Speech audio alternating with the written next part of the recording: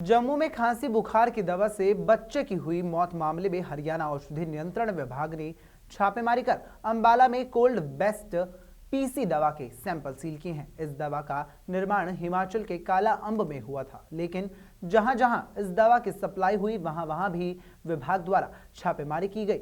विभाग का कहना है कि दवा का प्रयोग लोग बिल्कुल ना करें। हरियाणा औषधि नियंत्रण से नरेंद्र आहूजा ने बताया कि इस दवा का प्रयोग लोग बिल्कुल ना करें।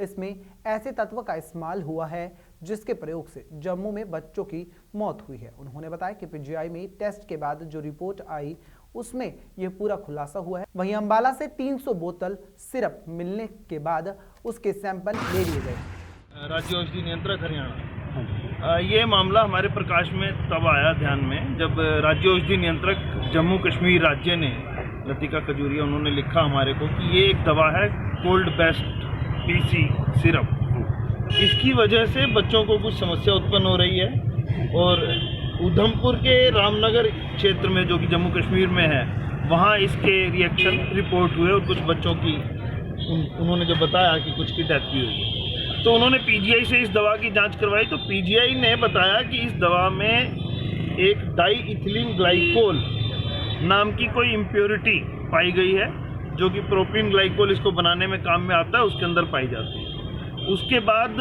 ये जो फर्म है जिसने इस दवा का निर्माण किया वो डिजिटल विजन काला अंब हिमाचल प्रदेश में है। इसको मैं दोबारा रिपीट कर देता हूँ, डिजिटल विजन काला अंब हिमाचल प्रदेश में इस दवा का निर्माण हुआ है, जिसमें कि प्रोपीन ग्लाइकोल के साथ डाई इथिलीन ग्लाइकोल नामक एक सब्सटेंस पाया गया, जिसके कारण बच्चों को समस्या पैदा हुई और बच्चों की डेथ जम्मू एरिया के अंदर रिपोर्ट हुई।